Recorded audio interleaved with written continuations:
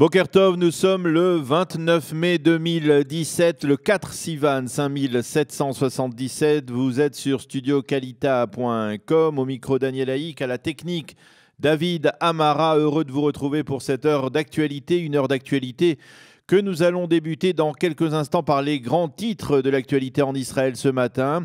Et puis ce matin, l'approche de la fête de Shavuot qui débutera demain soir, vous le savez, la fête où l'on vante en particulier le mérite de Ruth, la Moabite convertie au judaïsme et arrière-grand-mère du roi David.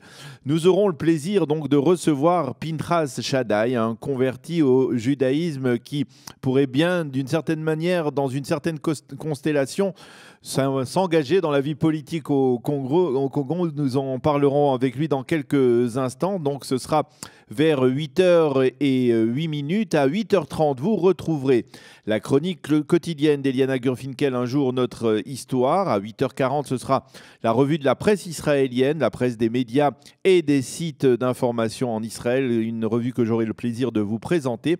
Et puis à 8h50, nous accueillerons pour l'éditorial du jour Sam Kadosh, qui est le directeur général du CNEF, du Centre national des étudiants francophones.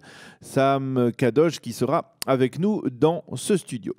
Comme promis, tout de suite, les grands titres de l'actualité en Israël. On reparle ce matin de l'affaire Elor Azaria en Israël, avec un tournant intervenu hier dans le procès d'Elor, alors que l'on attendait le verdict des juges dans la procédure d'appel demandée par la défense d'Elor Azaria, qui réclame un non-lieu et même l'acquittement total du soldat. Eh bien, les juges du tribunal d'appel militaire ont demandé aux deux parties, le parquet et la défense, de tout faire pour trouver un compromis, comme si ces juges voulaient accorder une ultime chance à la famille Azaria de sortir de cette affaire dignement. Et de facto, l'avocat de la famille, Yoram Sheftel, dont le positionnement plutôt radical a été vivement critiqué au cours des derniers mois, semble avoir compris le message. Il ne se dit plus opposé à un compromis et a même annoncé hier soir qu'il acceptait le principe de négocier avec le parquet.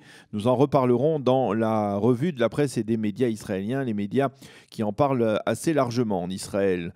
L'entretien entre Donald Trump et Mahmoud Abbas la semaine dernière à Bethléem se serait bien moins bien passé qu'on ne le pensait. En effet, on a appris hier qu'au cours de cette rencontre, une vive altercation a opposé le président américain Mahmoud Abbas. Donald Trump s'en est pris au raïs palestinien.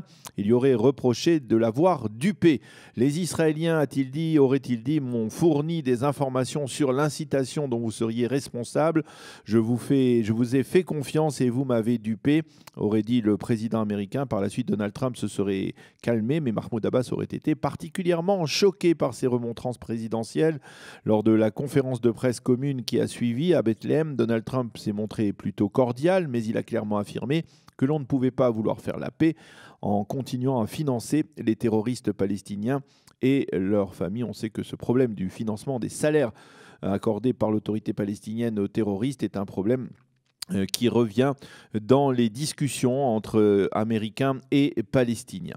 Et puis le gouvernement israélien s'est réuni hier dans les souterrains du Kotel Amaravi, du mur occidental, pour marquer ainsi le 50e anniversaire de la réunification de Jérusalem. La photo officielle des membres du gouvernement dans cette enceinte prestigieuse et chargée d'histoire et de spiritualité figure dans de nombreux journaux israéliens. Et au cours de cette réunion, le gouvernement, il faut le souligner, a voté en faveur d'un vaste programme de développement de la vieille ville qui inclura entre autres l'installation d'un ascenseur qui devrait faciliter l'accès au Kotel et puis la construction d'un tunnel de la vieille ville vers le Kotel et l'arrivée également du tramway dans la vieille ville de Jérusalem. Voilà pour les titres. Nous terminerons avec la météo. Le temps sera nettement plus chaud et sec sur l'ensemble du territoire israélien aujourd'hui. Il fera 30 degrés à Jérusalem, 29 degrés à Tel Aviv et 39 degrés à Eilat. Un petit jingle et nous retrouvons notre invité ce matin qui est Pinchas Shaddai, avec lequel nous allons parler